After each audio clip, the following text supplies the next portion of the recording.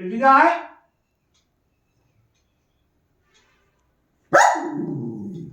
বলো।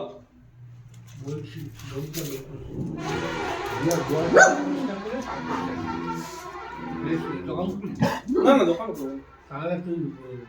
আমি গরুর কাজ করি, যাই তাহলে একটা করতে হবে, কারণ একজনকে তারপরে আরেকজন যে আছে সেটুকু দেবো।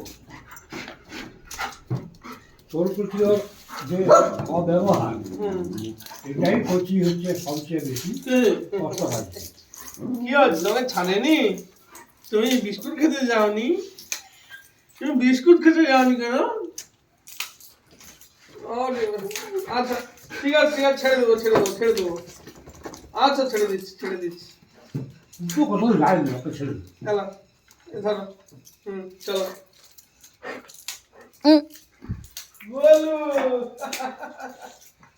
ও বাবা, কি হলো?